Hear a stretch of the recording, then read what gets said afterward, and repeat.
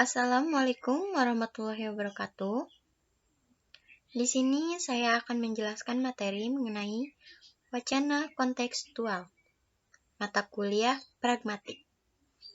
Sebelum memulai, saya akan memperkenalkan diri terlebih dahulu. Perkenalkan, nama saya Ristina Imelda, NPM 2017215000363. Mahasiswa semester 7 Pendidikan Bahasa Indonesia di Universitas Indraprasta PGRI.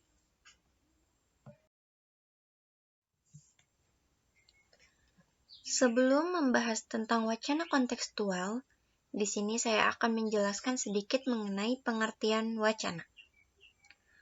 Menurut Tarigan, pada tahun 1987, pada halaman 27, menjelaskan bahwa wacana merupakan satuan terlengkap dan tertinggi atau terbesar di atas kalimat atau klausa, dengan koherensi dan kohesi yang berkesinambungan, serta mempunyai awal dan akhir yang nyata. Disampaikannya secara lisan atau tulisan. Pendapat kedua yaitu menurut Samsuri dalam Sumarlam pada tahun 2010 pada halaman 8 yang menyatakan bahwa wacana ialah rekaman kebahasaan yang utuh tentang peristiwa komunikasi. Komunikasi itu dapat menggunakan bahasa lisan dan dapat pula memakai bahasa tulisan.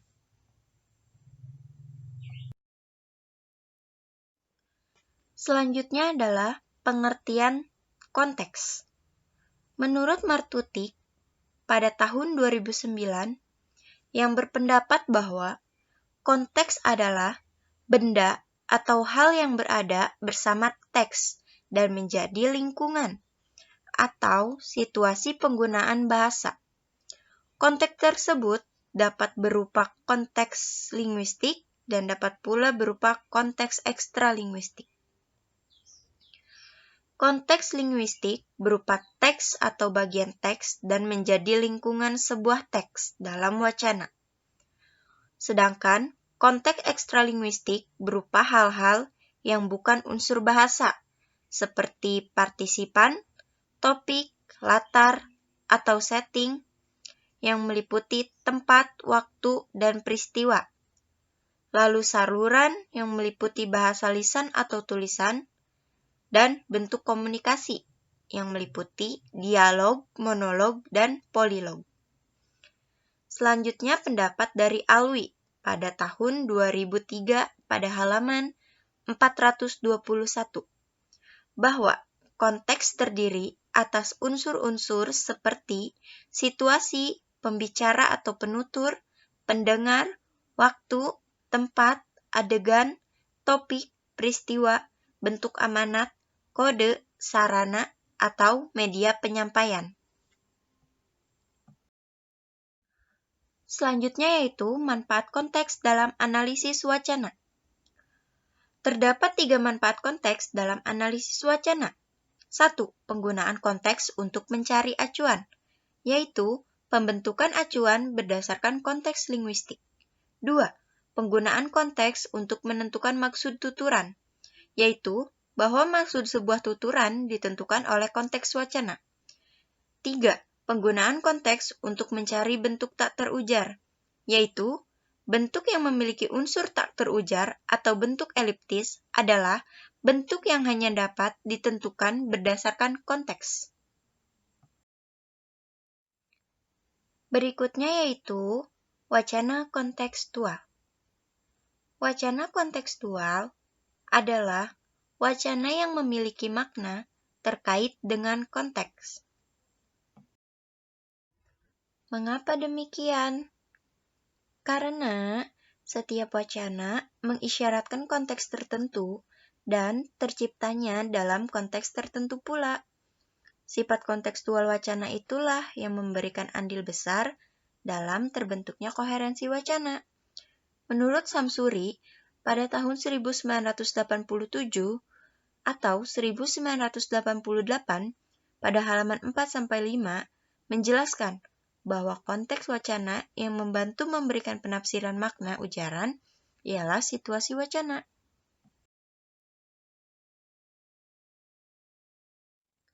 Selanjutnya adalah analisis kontekstual. Analisis kontekstual merupakan kajian wacana tentang aspek-aspek internal wacana dan segala sesuatu yang secara eksternal melingkupi sebuah wacana. Dapat dikatakan bahwa analisis kontekstual adalah analisis wacana dengan bertumpu pada teks yang dikaji berdasarkan konteks eksternal yang melingkupinya, baik konteks situasi maupun konteks kultural. Konteks situasi dan konteks kultural dalam wacana dapat dilakukan dengan mempertimbangkan berbagai prinsip penafsiran dan prinsip analogi. Sumarlam pada tahun 2010 pada halaman 47 sampai 54 membaginya dalam prinsip-prinsip berikut, yaitu prinsip penafsiran personal, prinsip penafsiran lokasional, prinsip penafsiran temporal, dan prinsip analogi. Prinsip penafsiran personal. Prinsip penafsiran personal berkaitan dengan siapa yang menjadi partisipan dalam suatu wacana. Dalam hal ini, siapa penutur dan siapa mitra tutur sangat menentukan makna sebuah tuturan. Sumarlam pada tahun 2004, halaman 98, menyebut penutur dan mitra tutur atau partisipan dengan istilah pelibat wacana. Pelibat wacana biasanya menunjuk pada orang-orang yang berperan dalam wacana, kedudukannya, jenis hubungan, perannya, ciri fisik dan non-fisik, serta emosi penutur dan mitra tutur. Contoh prinsip penafsiran personal. Contohnya itu ada dua. Yang pertama yaitu, aku bisa bikin nasi goreng, dan yang kedua, kau cantik sekali hari ini. Nah, untuk penjelasan yang pertama, kita ambil contoh penutur pertamanya itu seorang anak berusia 5 tahun, dan penutur keduanya itu pramuwisma berumur 25 tahun. Karena pada kalimat pertama ini, penutur menjadi kunci pokok bagi pendengar atau pembaca untuk dapat memahami makna dan dampak dari tuturan tersebut. Maka penjelasannya adalah, apabila penutur adalah seorang anak berumur 5 tahun, maka tuturan tersebut menjadi luar biasa bagi pendengarnya. Karena sangat jarang sekali anak yang berusia 5 tahun itu bisa membuat nasi goreng. Dan apabila tuturan yang sama dituturkan oleh seorang pramuwisma berumur 25 tahun, maka makna dan dampak dari tuturan tersebut itu biasa-biasa saja, sama sekali tidak mengejutkan bagi mitra tutur dan bukan prestasi yang luar biasa, karena pekerjaan seperti itu sudah menjadi pekerjaan rutin yang biasa dilakukan. Selanjutnya yaitu pada kalimat yang kedua, kau cantik sekali hari ini. Nah, pada kalimat kedua ini, mitra tutur sangat berperan bagi pendengarnya. Apabila mitra tuturnya itu ditunjukkan kepada seorang anak berumur 3 tahun, itu akan memberikan makna yang berbeda. Dan akan berbeda juga apabila mitra tuturnya itu seorang nenek berusia 70 tahun.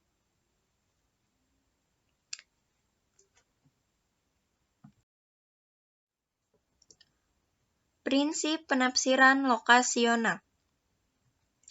Menurut Sumarlam, pada tahun 2010, halaman 46-47, berpendapat bahwa prinsip ini berkaitan dengan penafsiran tempat atau lokasi terjadinya suatu situasi, atau keadaan, peristiwa, dan proses dalam rangka memahami wacana. Selanjutnya, menurut Mulyana, pada tahun 2005, halaman 72, berpendapat bahwa prinsip penafsiran lokal atau prinsip interpretasi lokal digunakan sebagai dasar untuk menginterpretasikan wacana dengan cara mencari konteks yang melingkupi wacana itu. Konteks yang dimaksud adalah wilayah, area, atau lokal, atau setting, tempat wacana itu berada. Contoh prinsip penafsiran lokasional. 1.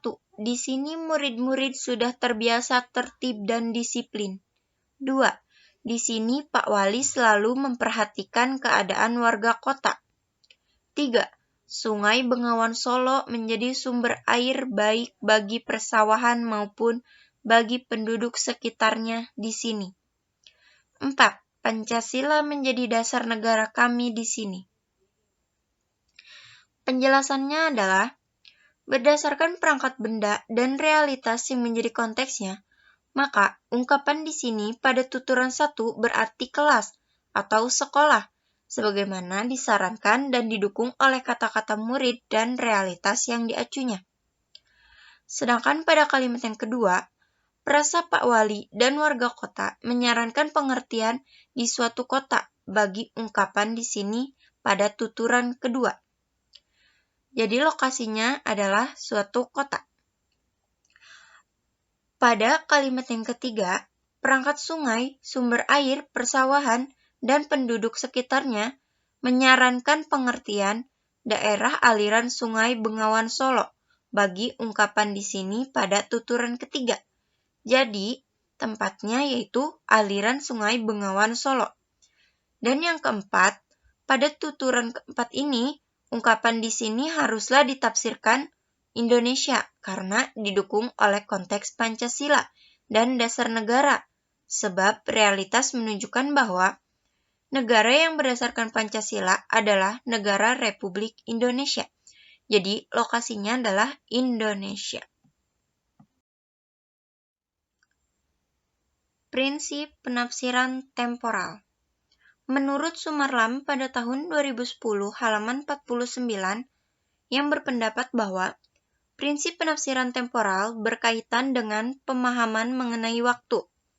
Berdasarkan konteksnya dapat menafsirkan kapan atau berapa lama waktu terjadinya situasi atau peristiwa, keadaan, atau proses.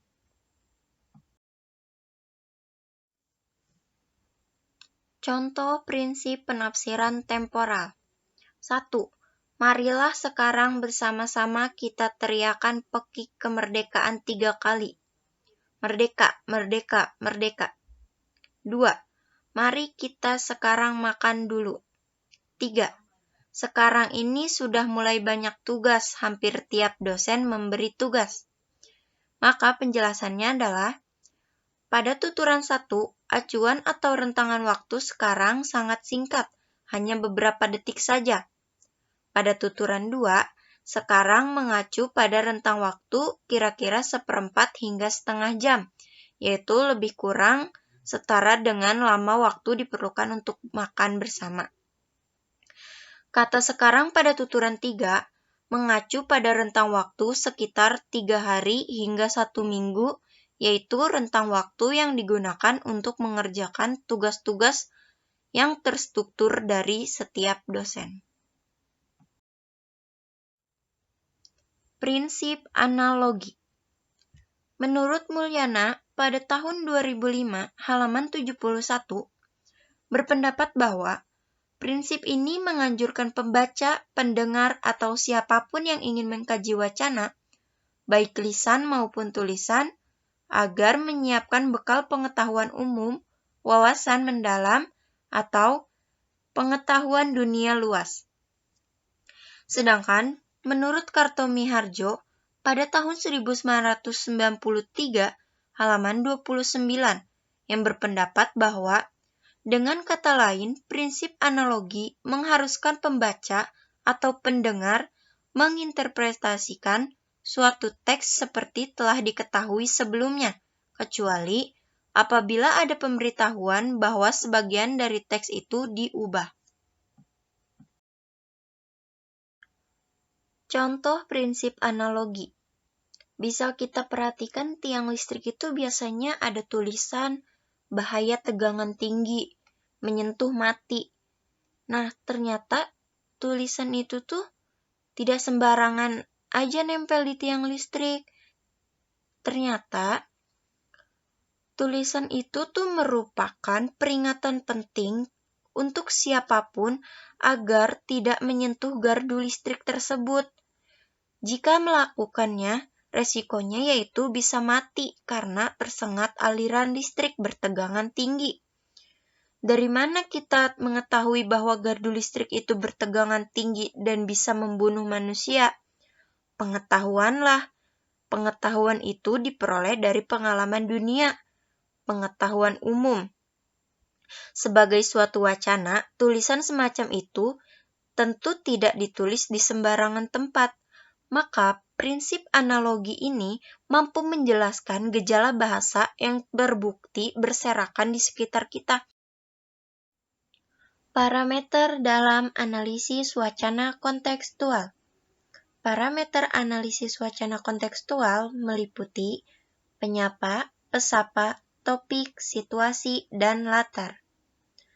Dalam wacana lisan, penyapa adalah pembicara, sedangkan pesapa adalah pendengar. Dalam wacana tulis, penyapa adalah penulis, sedangkan pesapa adalah pembaca. Topik. Dengan mengetahui topik pembicaraan, pendengar akan sangat mudah memahami isi wacana, sebab topik pembicaraan yang berbeda akan menghasilkan bentuk wacana yang berbeda pula. Di samping itu, partisipan tutur akan menangkap dan memahami makna wacana berdasarkan topik yang sedang dibicarakan. Situasi. Situasi merupakan penyebab terjadinya tuturan. Sebuah peristiwa tutur dapat terjadi karena adanya situasi yang mendorong terjadinya peristiwa tuturan tersebut. Latar. Latar mengacu kepada waktu dan tempat terjadinya tindak tutur, dan biasanya mengacu kepada keadaan fisik. Contoh analisis wacana kontekstual terdapat pada kelompok kata awas kereta api. Kelompok kata tersebut merupakan wacana kontekstual yang biasa dipasang di palang pintu sebelum rel kereta api di jalan raya. Maka dapat kita analisis penyapanya sebagai pihak yang berwenang adalah PT KAI atau Persero, pesapanya adalah para penyeberang rel, topiknya adalah peringatan bagi penyeberang rel, latar tempatnya adalah persimpangan jalan dengan rel kereta api, dan situasinya adalah semi-formal. Contoh analisis wacana kontekstual berikutnya terdapat pada kelompok kata belok kiri langsung. Kelompok kata tersebut merupakan wacana kontekstual yang biasa dipasang di pinggir jalan raya. Maka dapat kita analisis, yaitu penyapa sebagai pihak yang berwenang adalah Dinas Perhubungan, pesapanya adalah para pengguna jalan atau pengendara, topiknya adalah para pengguna jalan diperbolehkan belok kiri langsung, latar tempatnya adalah perapatan jalan atau jalan raya, dan situasinya adalah semi-formal. Simpulannya adalah wacana kontekstual yaitu wacana yang memiliki makna terkait dengan konteks, karena setiap wacana mengisyaratkan konteks tertentu dan terciptanya dalam konteks yang tertentu pula. Sedangkan analisis kontekstual merupakan kajian wacana tentang aspek-aspek internal wacana dan segala sesuatu yang secara eksternal melingkupi sebuah wacana. Jadi, analisis wacana kontekstual merupakan kajian wacana yang memiliki makna terkait dengan konteks.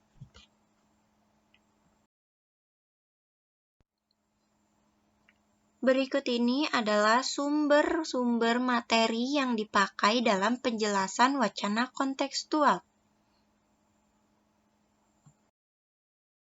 Sekian yang dapat saya sampaikan, lebih kurangnya mohon dimaafkan. Wassalamualaikum warahmatullahi wabarakatuh.